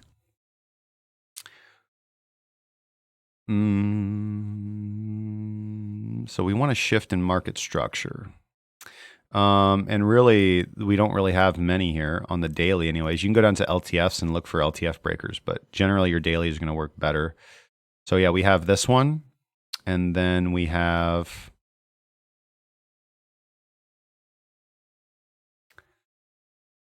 this one here, the bullish order block. And that's about it, honestly.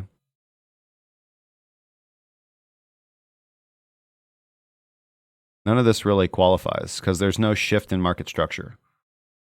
This is all, this is the last up candle before we start experiencing lower highs and lower lows. This is the last down candle before we experience higher highs and higher lows. And, this one is just kind of iffy because we really do get a higher low. And really, this one is kind of iffy too, man. So here's one right here. This seems like a strong candidate, honestly, but that's huge. Donald Trump, huge, man. Yeah, so.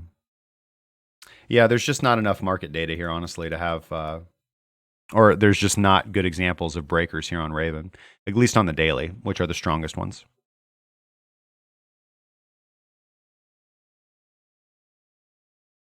What is PTP? Pathways to Profit, which is the course we teach how to trade. Is discipline equals freedom? Is discipline equals freedom in the premium drive? It's not, but I'll get it if you want it. That is something I definitely should put in there. I think I'm going to go do that right now, whether anybody wants it or not, because that's necessary. What happened on July 20th, 2017 to kick off the bull market? I don't know. I don't think what happened. I mean, let's go look at the chart. July 20th. May, June, July 20th. I don't know. I don't see anything there. Let's go. Is there a weekly close on the 20th?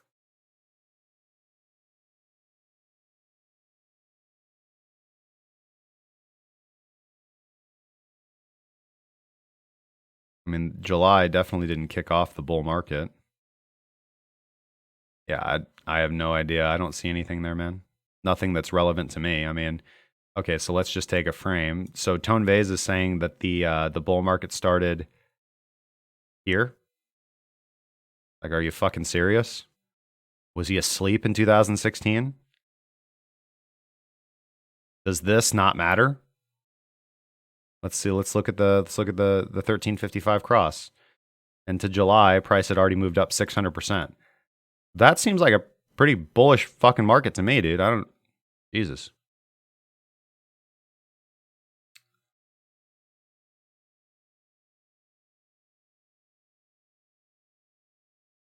A new PragerU video is Jocko, discipline equals freedom. Yeah, I saw that, man.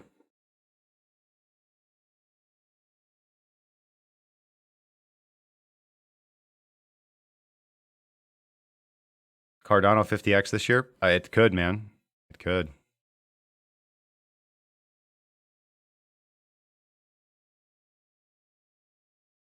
Let's go to, sorry, let's get down these requests. ZERP oozed. So this will answer your ZERP question you just asked.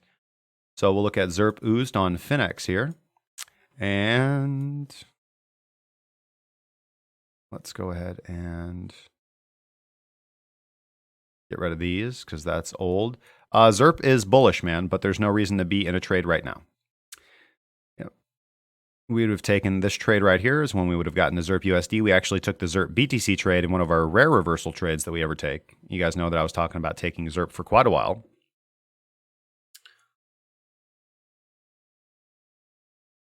There you go. It's when the CME was approved for futures trading. There you go. That was the that's what actually guaranteed that we would have a bear market, is when the CMEs got approved for futures trading, and we had a massive run up and then a big fall. So ZERP USD, there's nothing to do here yet on the daily. We have we don't even have 2 of 3, so we can't even go down to lower time frames and look for trades, bro. Let's see if we can't find anything though, anyways, even though we're not allowed to take it.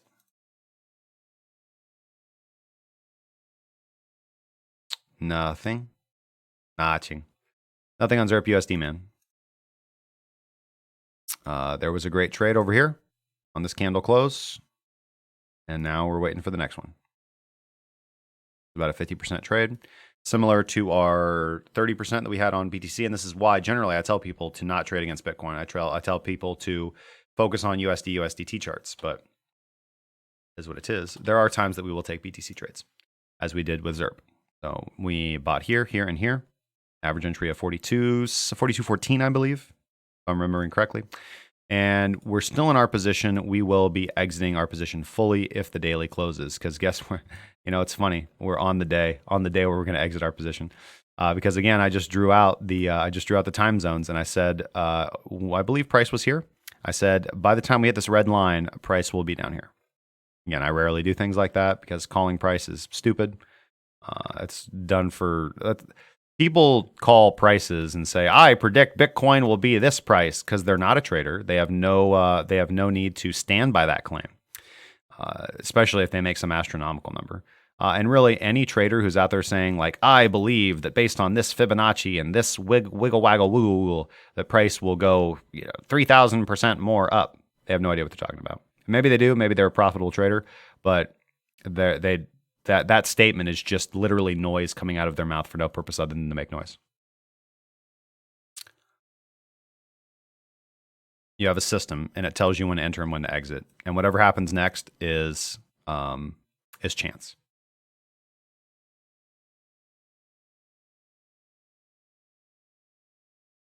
Texas Blues, and we are so happy to have you in there, man. Me personally, anyways. You're a good man.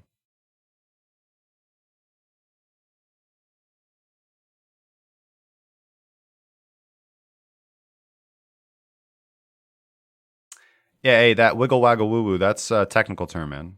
Just make sure you pronounce it right, James. All right. A Verge equals a cure for XR Peanut.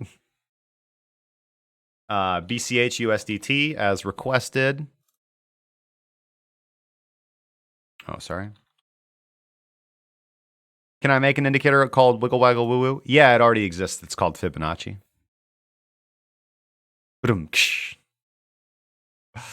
Let's see here. BCH ABC USDT. This was one of our big winners that we took not too long ago.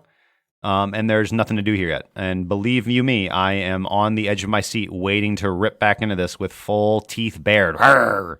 But there's nothing to do right now, bro. We went through Haven and Neo and BTT, USDT. Yeah, let's get a link. Let's see here. Well, actually, let me pull up my news terminal. Sorry, I have my charts open right now.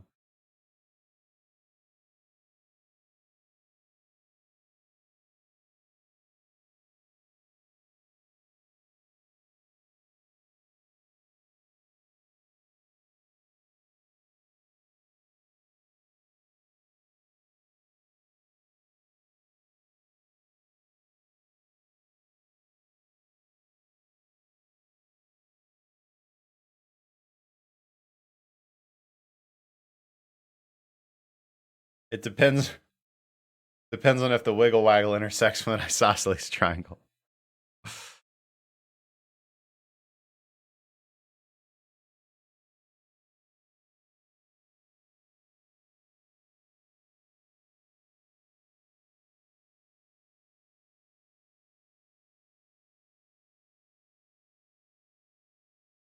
Well, we already know this is Bitwise news, man. The Bitwise ETF was delayed by the SEC back on the 14th. The VanEck is what's being ruled on tomorrow. So I don't see how you guys have any information on the ruling that the SEC itself has not yet publicized. So again, this always comes out like the day before, and it's 99.99%. Ooh, somebody with a link. This is what we want. Thank you, sir. May 20th. Okay, great. What we want.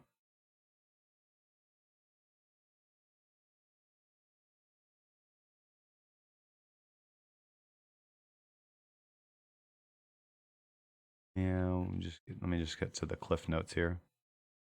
Actually, here, let me put this over to this big screen so you guys can see, follow along with me. We're just gonna skip to the cliff notes.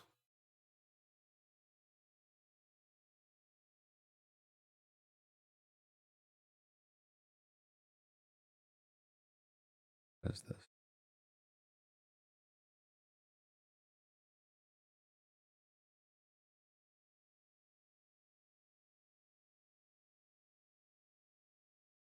Okay, I guess we're gonna have to start at the top.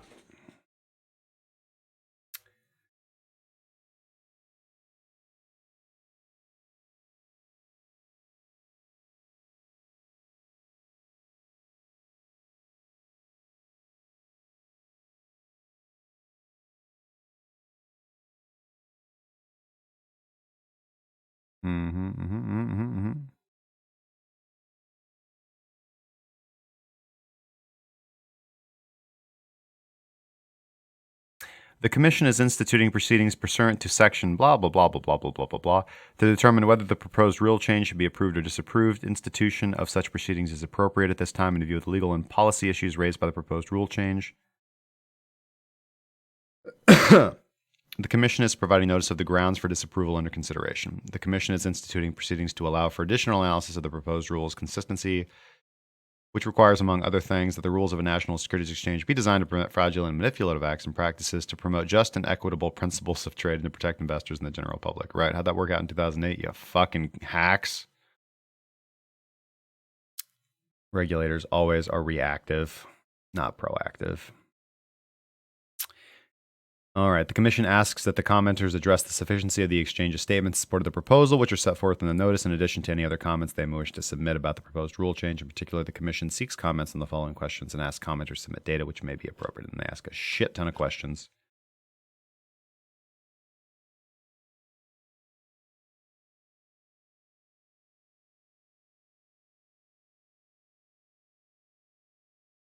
The Commission requests that interested persons provide written submissions of their views, data, and argument with respect to the issues identified above.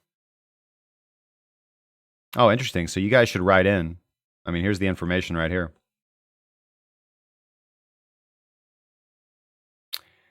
The Commission will consider, pursuant to Rule 19b4, any request for an opportunity to make an oral presentation. For any of you skilled orators out there, you guys should hit up the SEC and go speak on behalf of Bitcoin's ETF.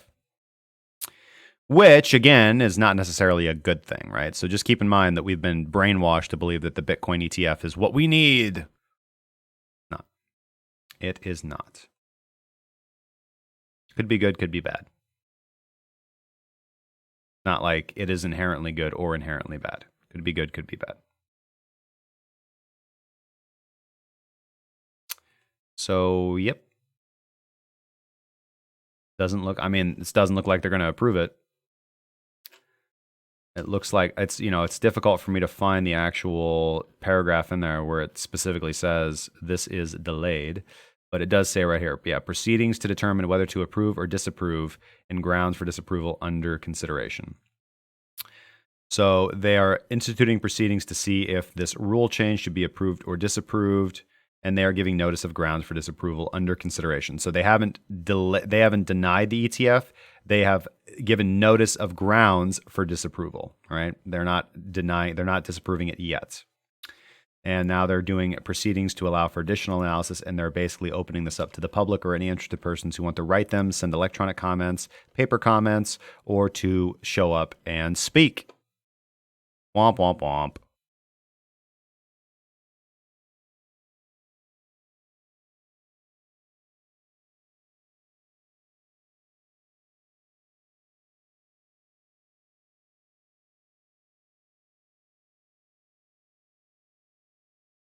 What would I type on the indicator tab to bring up the daily baseline and also the EMA that you mentioned? So the daily baseline is an EMA. It's the EMA with a period of 13. So you can just type in exponential and use a moving average exponential script, or you can just type in cracking.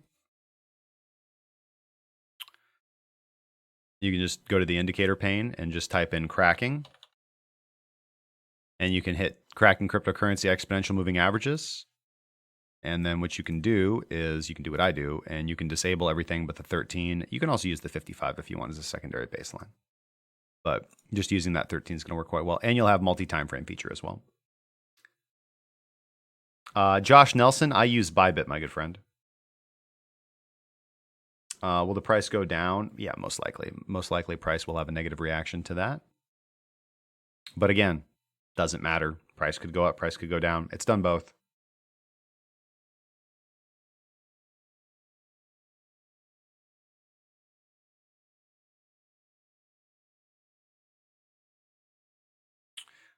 Southern New Yorker.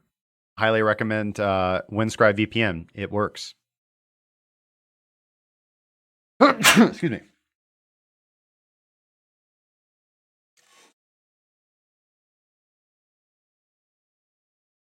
BTT USDT. Let's see here. We would have gotten in here on this candle and out on here and in again right here and out here, but probably took Quadrigo profits somewhere along the way.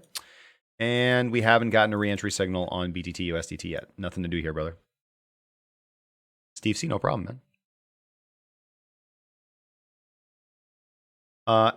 XLM USD, luminosity.com. Nothing to do, man. There is nothing to do on XLM. We just crossed under. If this candle closed, you will be out of your trade, good sir. No questions asked. And we would have gotten in here. So maybe a 17% profit right now so far. And there's really nothing to do right now. Let's take the secondary off. Yeah, there's really nothing to do. Well, thank you, Southern New Yorker. I'm glad, man. Good to hear that, brother. Yeah, there's a link down in the description if you want to use it. It helps the channel out. I believe you also get some free bandwidth as well if you use that link for Windscribe. But either way, again, I only promote products and services that I use and think are awesome. Windscribe is awesome. It's the best VPN service I've ever had. The guys are really cool. They have a good Discord if you guys want to go chat with them. Kova BTC is going to wrap it up, guys, and then we're going to go talk about, I don't know, something. Covalent. Woo, man, look at this Wicks City right here, baby. Let's see how PTP handles this. PTP can't possibly make money on this, can it? You can't trend follow trade something like this. Wrong. Let's see. So I can't do anything here except on an LTF. And this is basically telling us to be out of a trade, be out of a trade, be out of a trade. Here's a reshort and out and reshort and out, out, out, out, out. Short. So basically short all the way down is what PTP is telling us to do. We get to take this trade right here. So we get in right here on this candle close and we capture almost all of this, which is 70. And then if we have any position left, we are out on this close. See, Wadatar keeps us out of all of this nonsense. We don't get to take this trade. And we get to get in here on this candle. And we get to capture all of this. It's just lovely. And we even get to short. We even get to short this down. We don't take this or this or this or this or this. Do we take? No, actually, this keeps us out of this. Now, Kova is not telling us to do anything, brother. Nothing to do. We've pretty much crushed it. throughout all of this wick craziness when everybody else was most likely getting wrecked. And there's nothing to do right now. We are above the daily baseline, which is good. We are closing above, but WADA is telling us there's just no gas in the tank, so we need to wait for some volume, man.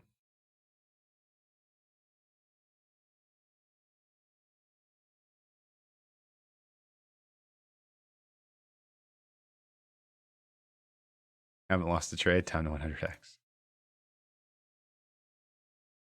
So again, guys, leverage doesn't matter. Position size does. So we don't do position sizes in greater proportion to what we can actually risk pursuant to our capital. So no, if you do that, you would not be following the system. And you follow the system, you make money. You deviate from the system, you lose money. Let's see here. And I've had a couple requests for Verge. Killer Craig, I got you, brother. Verge. Oh, man, this is nasty. You know, we actually got the go-ahead on this candle right here to go long. And could have snagged about 12% so far. And there's no reason to be out of the trade yet, man. So Verge actually looks good. Verge actually looks good. There's gas in the tank. Trend is bullish, and signals telling us to go. Size does matter. I just realized we didn't have any music, man.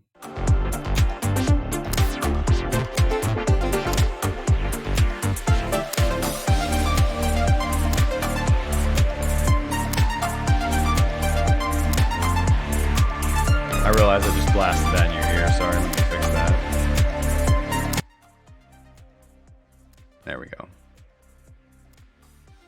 Everybody's like, oh, my fucking ears. Especially those of you guys with headphones on.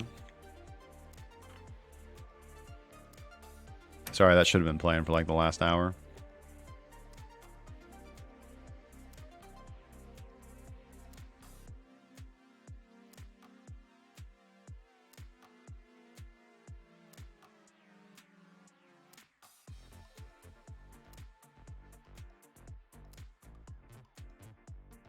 Hey, now it's a party.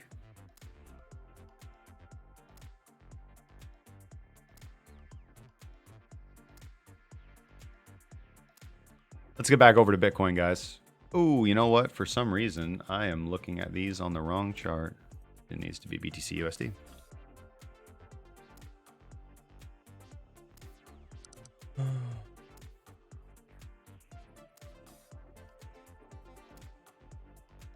AKMK, man, thank you so much for the $4.11, my good friend. Says, thanks for all the TA. Thank you, brother.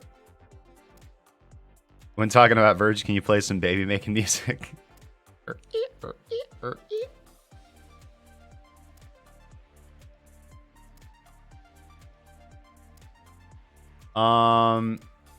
Anybody get into that BCH that I was talking about last night? That's looking pretty good, guys. That was a PTP trade. We didn't signal it because we were past the sweet zone, but it's doing good today.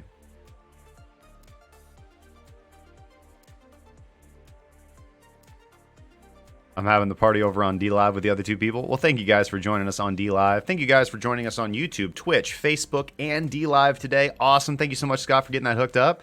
What we need to figure out is, is there some reason why I do not have... Yeah, I only have Facebook, YouTube, and Twitch chats. So we need to get DLive chat figured out here.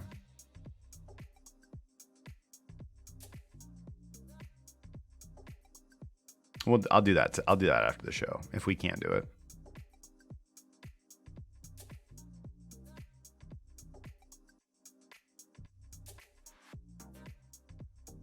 You guys think I'll get a copyright strike if I DLive myself?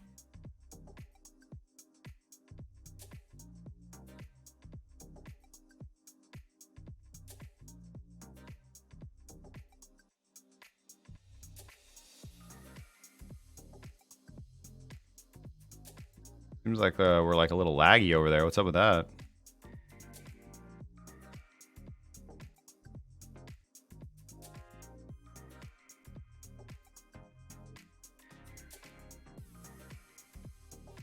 Yeah, see, there have been questions over here that I can't even see, guys. So sorry about that. Let's scroll up here. Anthony Littlewood, thank you so much for the follow, my good friend. And fellow one, thank you so much for the follow as well. BTC and larger altcoins have correction, ABC or triangle in the fourth. Whoa, hey, hey, fellow, thank you so much for the idea. But we do not do Elliott waves or harmonics or anything out here that does not make money. Abcardo, thank you so much for the follow on DLive, and Floydy, thank you so much as well. You guys are awesome, and I'll be trying to get this figured out here pretty soon, as far as porting in the DLive chat. Cracking Inception.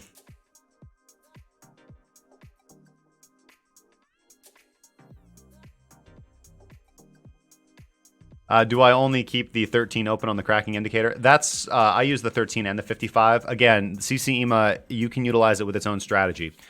So I recommend playing around with it. And I'll come out with a video on that here pretty soon. So with that being said, guys, it is now 2 o'clock. And you guys know what that means. Back over here. All right, guys, thank you so much for joining me today for another exciting episode of Breaking Bitcoin Market Update. Hopefully you guys go on to have a very fantastic day. Of course, it is Monday, May 20th, 2019, foul year of our Lord. If you guys have any questions, comments, concerns, and or death threats, questions, comments, concerns, sarcastic remarks, and or death threats, leave them in the comment section down below. Maybe take the death threats and go put those on another channel. I don't know, personal preference. You guys do whatever you like. Thank you guys so much again for joining me. If this is your first time to the channel and you're just now finding us, make sure to hit the subscribe button or the follow button on whatever platform you happen to be viewing us on. I want to give a shout out to everybody on DLive and Facebook today. A new day for you guys. Good to meet you guys. Thank you so much. Hopefully I'll have the DLive chat figured out here really soon. No death threats today? Cool. Maybe only 2.